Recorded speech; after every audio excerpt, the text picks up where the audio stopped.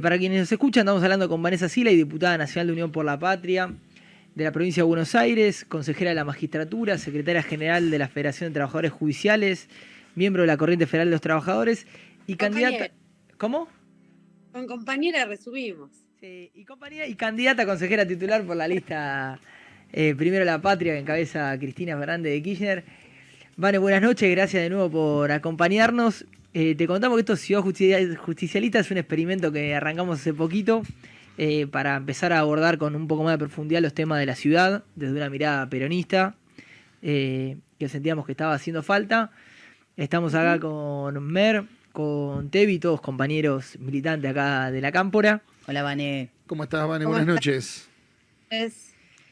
Jornada intensa, ¿no? Te queremos empezar preguntando que nos cuentes un poquito de dónde venís y cómo estuvo ese acto donde se lanzó la mesa Cristina, presidenta del PJ.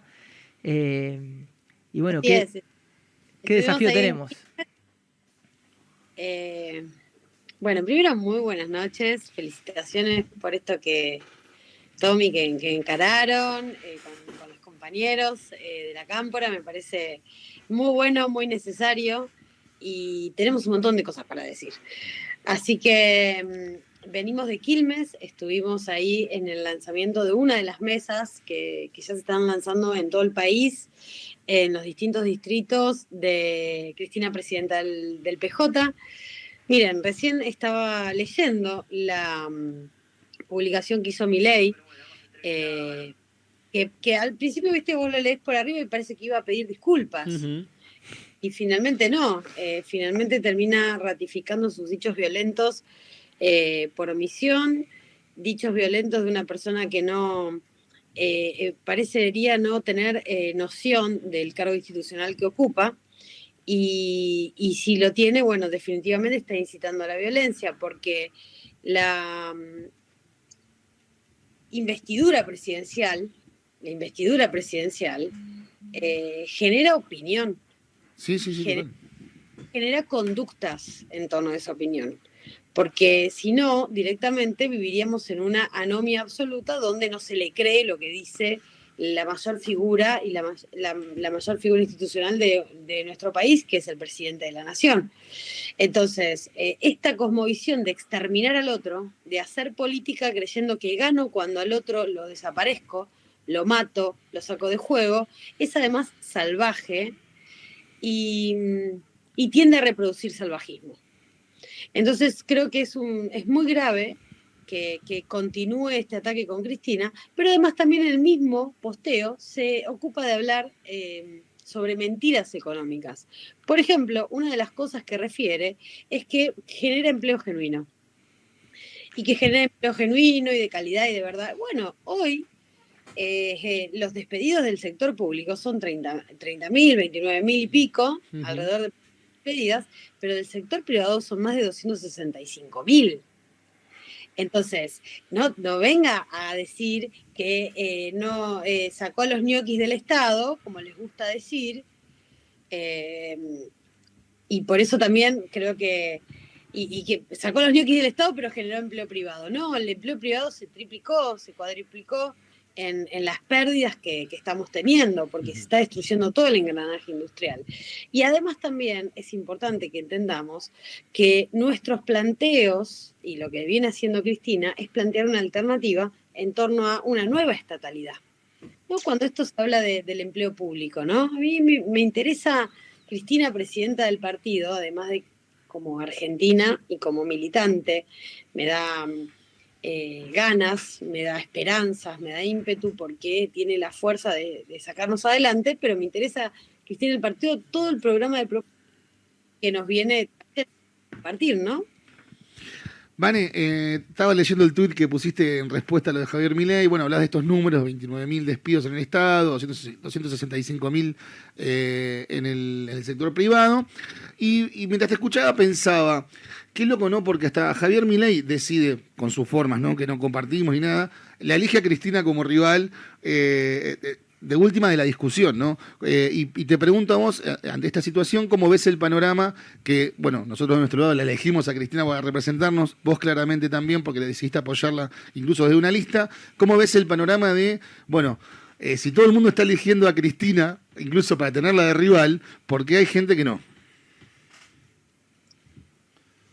Bueno, mirá, yo creo que la ingratitud a veces se manifiesta de diferentes formas en la vida. Y, y nadie está exento de padecer una ingratitud. Ustedes en su experiencia militante, estoy absolutamente convencida que la han vivenciado. Y bueno, eso dice mucho de las cualidades de los dirigentes, pero sobre todo, creo yo, que es falta de visión estratégica. ¿Por qué? A partir de la proscripción de Cristina, se produjo un desfasaje, digo yo, en el discusión o debate político de nuestro espacio del peronismo, que es que como la principal recibidora o la persona que más votos tiene, al estar proscripta, no los puede traducir, ese poder popular no se puede traducir en un poder institucionalizado porque no te podés presentar a elecciones, porque te proscribió el sistema judicial y el sistema económico, ¿no? El lawfare. Ahora, entonces, como esa principal figura, que es la conducción, no puede trasladar ese poder al poder institucionalizado, ¿qué se discute? Se discute candidaturas. Y ahí es cuando fallamos en la visión estratégica. Nosotros lo que necesitamos es entender que, primero, que candidatos hay un montón, y buenos candidatos tiene nuestro espacio político, y el kirchnerismo más aún, personas honestas, trabajadoras. Una de ellas es el gobernador de la provincia de Buenos Aires, claramente. Ahora bien, lo que nosotros estamos necesitando y lo que demanda la obra es fortaleza en la conducción del rumbo político. Y que esa fortaleza en la conducción del rumbo político nos lleve de nuevo al reparto de la riqueza con el que nos dejó Cristina en el 2015, que era 52 para el capital, 48 para el trabajo.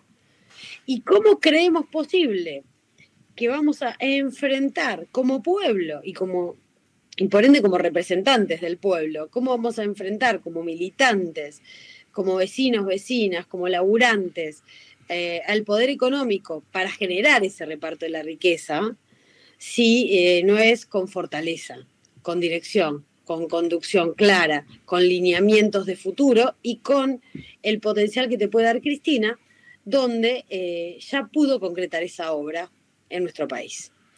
Entonces es como, a veces siento, somos raros los argentinos, pero esto de querer tener a Messi en el banco, ¿viste? Querer tener a Messi en el banco y no salir a jugar el partido con todo, y con el mejor del mundo. Sí, en este caso, el mejor. Vane. Y te digo más, y con esto ya cierro la idea, digamos. No podemos pensar que ningún gobernador puede, en un momento donde presupuestariamente te asfixió el gobierno nacional, sacándote el 80% de los recursos en materia presupuestaria, o sea, hay una caída del 80% en materia presupuestaria de lo que va destinado a las provincias, y no podés creer que un gobernador que tiene ese peso, esa obligación de gestión y esa necesidad de no estar condicionado por el gobierno nacional puede rearmar lo que necesita el movimiento y en particular el partido, ¿no? Me parece que además también ahí hay una falencia, si se quiere, ya no estratégica, pero sí táctica y sí de lo que necesitamos. Porque si a mí me venís a decir que sos vehículo de traer a Pichetto, que fue el candidato a vicepresidente Mauricio Macri, bueno, entonces sí, perfecto, que venga Pichetto y que compita en elecciones también entonces. Claro. Que venga Pichetto y que compita en elecciones. Sí. Totalmente. Tener una lista o que vaya en la lista de Quintela. No está, ¿no? Pichetto no. Y nosotros elegimos. Y nosotros elegimos, ¿no? Vane, como secretaria general de un gremio, ¿cómo ves? Recién decías, bueno, cómo los trabajadores volvemos a redistribuir, ¿no? Es cómo hacemos para acompañar un proyecto que distribuya la riqueza o que la vuelva a poner por lo menos como lo dejó Cristina. ¿Cómo ves el rol de la CGT? Por un lado, en el diálogo, en la oposición o no oposición al gobierno de Milei, y cómo lo ves también dentro de esta discusión del Partido Justicialista. Bueno, yo creo que, por ejemplo, ahora el gobierno volvió a convocar a la CGT a una mesa para discutir la reglamentación de un artículo que modificaron vía ley bases que refiere a los bloqueos, ¿no? Y es decir, bloqueos le denominan ellos a la acción directa del derecho de huelga consagrado constitucionalmente en el artículo 14 bis. Entonces, en la figura de bloqueo, que suena perturbadora y que puede constituirse como un delito, quieren englobar un derecho de los trabajadores y trabajadoras, que es ejercer la protesta, la huelga, la retención de tareas, etcétera, etcétera. Y de esta manera penalizar el derecho colectivo de trabajo, ¿no? Bueno, yo me pregunto, ¿para qué asistir a un ámbito donde se va a regular semejante falacia, ¿no? Falacia y trampa, diría yo, porque es una trampa. Vas a ir a regular con perfil penal un derecho laboral, un derecho sindical, que para los periodistas además es un derecho natural, como decía un gran constitucionalista, Sampay. Y entonces, digo, ¿para qué asistir ahí? Si ya Bullrich, en una resolución del Ministerio de Trabajo, generó tropas y generó escuadrones, es una resolución que se está judicializando, donde va a asistir a los distintos bloqueos que produzcan en distintos lados. ¿Qué vas a regular? Si ya otra cartera, que es la de seguridad, no la de capital humano o trabajo, ya hizo lo más importante, que es garantizar el mecanismo represivo para el ejercicio de derecho de huelga. Entonces me pregunto, la CGT, o el sector de la CGT, porque la CGT, miren, CGT, decía Raimundo Ongaro, no es un edificio. La CGT es un edificio, la CGT estará allí donde estén quienes luchen, quienes planteen un sindicalismo de liberación pensando en un proyecto de país, no en un sindicalismo de gestión, ¿no? Entonces, hay sectores de la CGT que asisten a estas instancias que deberían hacer un replanteo de sus movimientos como representantes de los trabajadores y trabajadoras, o por lo menos decir que lo hacen a título de su organización sindical y no que representan al conjunto. Porque el conjunto, evidentemente, no nos están representando estas actitudes. Y con respecto al pronunciamiento sobre el Partido Justicialista, vi que hay unos gremios, nunca había visto un comunicado firmado así por sindicatos periodistas confederados, que la verdad lo leí y no lo entendí. La verdad. ¿Qué decían? No, ¿Qué decían? ¿Qué decían? ¿Qué decían? no te digo la verdad, no puedo reproducir porque no se entendía nada. Quiere venir con un dibujito. Yo la verdad me parece que hay que ser más explícito cuando tenemos que ordenar al campo nacional y popular. No hay que sentar posturas, ¿no? Cuando uno tiene una postura hay que sentarla, ¿no? Hay que jugársela, hay que jugársela. Después, bueno, vi que había candidatos de varios gremios que dicen, estaba de UPCN, estaba de estaciones de servicios en la lista de Quintela. Pero no las principales figuras tampoco, sino segundas o terceras líneas dentro de la orgánica de una comisión directiva, puede ser una secretaría gremial, adjunta o prensa. ¿No? A mí me parece que nuestra lista, que es importante, que además de lista es hacia dónde estamos apuntando, es representativa, es federal y ha decidido tener en materia de representantes de los trabajadores y trabajadoras a secretarios generales, ¿no? Secretario general, está el secretario general del ESMATA, Sindicato Mecánicos, una industria, ¿no? Que tenemos que fortalecer y repensar. En la Argentina somos de los pocos países del mundo que hacemos autos y además tenemos litio, tenemos las dos cosas. Entonces es estratégica la industria automotriz en la Argentina. Genera cientos de miles de puestos de trabajo, es un factor de la industrialización que debe apuntar a una industrialización mucho más tecnificada, pero con enorme presencia sindical, y eso también nos da la cuota de argentinidad en este aspecto, ¿no? Comparado con otros países de América Latina. Después tenemos al secretario Abel Furlan, el compañero secretario general de los metalúrgicos, ni más ni menos. Otro sector industrial fuertemente castigado por este gobierno, pero que también está resistiendo a las políticas de este gobierno. Luz y Fuerza, el compañero Guillermo Moser, de Luz y Fuerza, un compañero que, digamos, su actividad, el sector energético, es uno de los sectores claves del futuro, uno de los sectores claves del futuro. Hoy estuve charlando con varios compañeros del sindicato de petroleros, el compañero Nahuel Chancel y otros compañeros, y hablamos un poco de esto, ¿no? El rol de los dirigentes sindicales, no solamente en el reclamo salarial y de condiciones laborales, sino, como decía Perón, en el modelo argentino para el proyecto nacional, trabajadores proyectando la sociedad en la que aspiran vivir y desarrollarse. Hay una demanda de una tarea un poco más allá por parte de los trabajadores. Tendremos los judiciales, por ejemplo, que elaborar un pensamiento de qué poder judicial queremos. Tendremos que ver, como empleados del Estado, cómo redefinir nuestras tareas y revincular una función social cuando hay mucha tarea burocrática que fue reemplazada por la tecnología. Rediscutirlo todo, en definitiva, ¿no? Sí, y es un buen momento y Cristina nos invita. Total. Y nos da ese plafón y aparte esa garantía.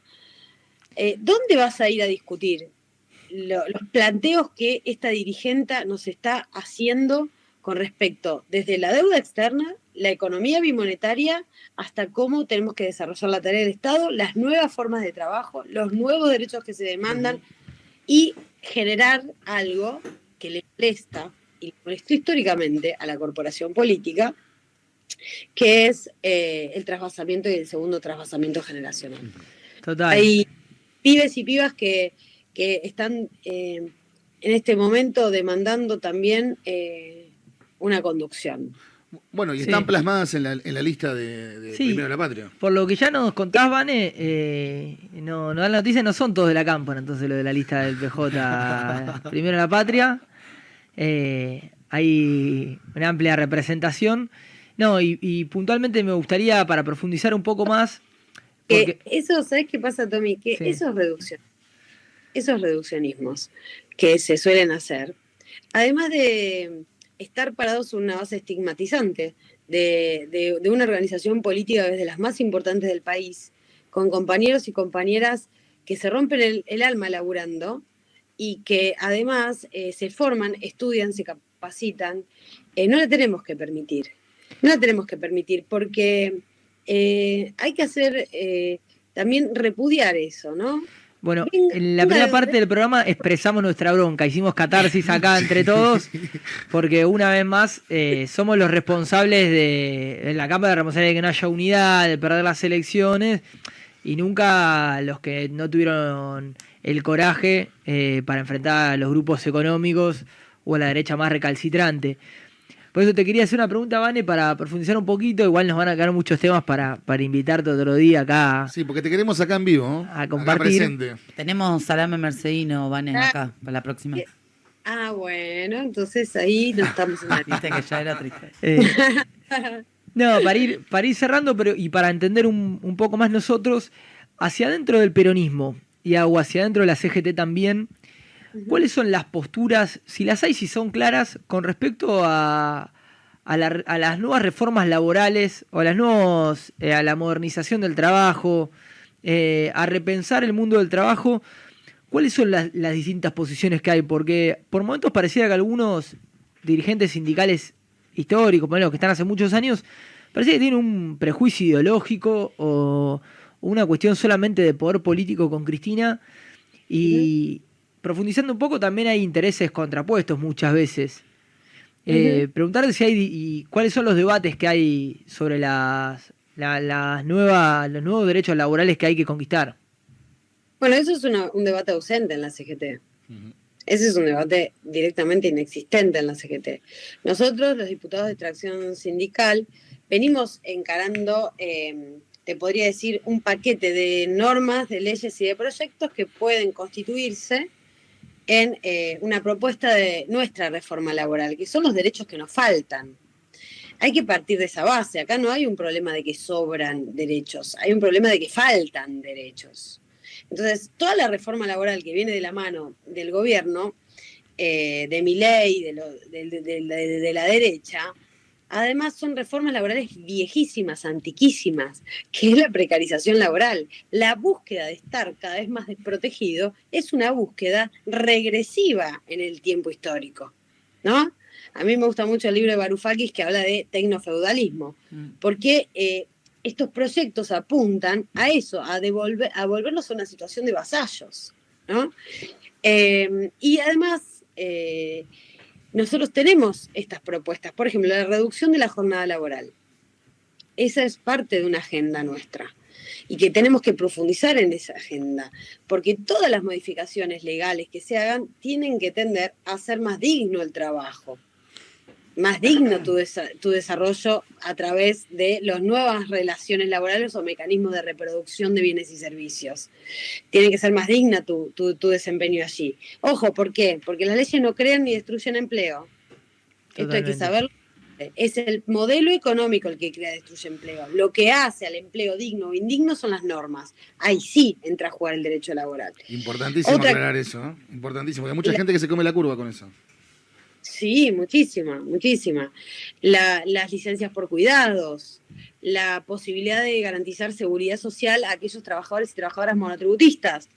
Por ejemplo, nosotros en el último proyecto de dictamen que presentamos, que justo perdimos las elecciones, pero llegamos a tener un dictamen desde la Comisión de Trabajo, planteamos la licencia de paternidad también en monotributistas, pero ¿de qué manera? Como un derecho garantizado por el Estado en materia de seguridad social. ¿Por qué? Porque yo no le puedo dar una licencia a una persona que está bajo un régimen precario porque estoy legitimando ese laboral. Pero sí necesito darle el derecho. Entonces, si no, vos te quedás en no hago nada. Y tenés millones de personas bajo regímenes de locaciones de servicio. Total. Entonces, tenemos que encontrar también el ingenio para no romper la normativa laboral, pero sí contemplar este sector. Bueno, nosotros ahí lo hemos encontrado. Hemos encontrado una fórmula que no era la que había mandado el gobierno de Alberto, la ley que había mandado el gobierno de Alberto. Nosotros encontramos otra fórmula que la cambiamos en la Comisión de Trabajo, donde aseguramos a los 5 millones de compañeros, varones, monotributistas, dándole, y mujeres también, maternidad y paternidad, pero no como una licencia con una relación de dependencia, sino como una seguridad social garantizada por el Estado. En definitiva, el costo, ya que les gusta, o la inversión, como nos gusta decir a nosotros, era efectivamente la misma, pero tenía una connotación de no romper lo que, porque vos no podés, si vos tenés que hacer planta permanente, vamos a suponer, y te estás contratado bajo un contrato, yo como norma del Estado no puedo decir esto es legal, porque es ilegal, es un ilícito. Bueno, también te puedo decir comités mixtos de seguridad y higiene laboral, algo que tiene la provincia de Buenos Aires, tiene la provincia de Santa Fe, pero el resto de las provincias no tienen. Y hoy, con el problema de riesgos psicosociales y salud mental, necesitamos que se construyan esos ámbitos que existen hace un montón de años en estas dos provincias, en todos los ámbitos laborales. Economía de plataformas. Hoy en la Cámara de Diputados hay 2 proyectos presentados. El nuestro, sobre la regulación o el establecimiento de reglas de juego que protejan a la persona que trabaja haciendo reparto bajo un sistema de control algorítmico, que es la plataforma. Entonces, Rappi, Pedido Ya, a eso me refiero. Claro. No se entendía, yo les veía las caras raras. Sí, no, yo estoy tomando nota. Claro. No, para después buscar. Estoy hablando rápido porque siempre... No, igual, Vane... Me van a quitar un momento. No. Pero puedo explicar más despacio si quieren. No, bien. Cuando dijiste plataforma, yo no entendía qué plataforma. Y dije, bueno, Rappi, ahí entendí. Fue mi cara seguramente la que dio. Se le dice economía de plataforma. Bien. Son las aplicaciones. Claro. ¿No? Y entonces, hay una ausencia de un establecimiento, de un patrón, de un empleador, de un jefe, y lo que tenés es un algoritmo que te controla, te castiga, te premia y no tenés la posibilidad además de tener un encuadre laboral. Bueno, nosotros tenemos un proyecto presentado y que incluso hemos hablado con gerentes de estas empresas que ellos no desdeñan una regulación en la Argentina. No desdeñan una regulación en la Argentina. Y los trabajadores y trabajadoras con quienes hemos charlado previo a presentar el proyecto, porque no, digamos, también hay un prejuicio sobre los laburantes de las aplicaciones, porque hoy la verdad que una enorme porción tiene esto como una salida extra de su trabajo estable. Y Claro. después, para llegar a fin de mes, Sí, sí, sí. digamos. Ahora, los pibes que te dicen, yo quiero libertad horaria. Y bueno, yo por qué no vamos? ¿Cuál es el problema de la libertad horaria? ¿Hay un problema con la libertad horaria? ¿A alguno no le gustaría tener libertad horaria? El problema es que si trabajas poco no te alcanza la plata. No es el problema de cuántas horas trabajás o si tenés una jornada laboral de 8 horas. El problema es que necesitas trabajar incluso más de 8 horas para poder llegar a fin de mes. Sos libre de elegir tu horario, pero no tanto. Vane, Bueno, eso nos llevaría un programa entero, No. para charlar. Vane, No, que es muy Está buenísimo, interesante aparte. y es muy actual. Aparte. no, vamos a tener que, bueno, invitarte acá a hacer algunas charlas también, en algunas básicas. Sé que las estás haciendo también. No, pero realmente son debates que no se están dando en muchos espacios. Muchas veces la discusión termina en cuestiones banales. O muy enfrascada en los mismos temas de siempre. Exacto, y la verdad que nada, ahora más que antes, nos da mucho orgullo que estés en la lista acompañando a Cristina, porque creemos que son los debates que tenemos que dar, son los debates de donde vamos a reconstruir nuestra representación política. Así que, nada, te agradecemos por estar a estas horas, este programa es hasta las 11 de la noche, y nos pasamos unos minutos. Pero contentos de pasarnos esos minutos. Gracias, igual. Vane, por venirte a esta hora. También un feliz día por ayer, por ese bombón de Santino. Y vamos por la reforma judicial, Vane. Estamos ahí enfiladas nosotras. Hay que pensar todo y trabajar para hacerlo realidad, ¿no? Entonces, en principio, apuntear el padrón del Partido Justicialista para a la mejor presidenta que podría tener nuestro partido en años. Y al que tenga dudas, que piense muy simple. Primero la patria, viejo. Es así, está en línea como primero la patria. Así es, así es. Muchas gracias, Vane, te mando un abrazo enorme desde Un acá. beso grande. Compañeros, y felicitaciones por esto que están haciendo. Muchísimas gracias.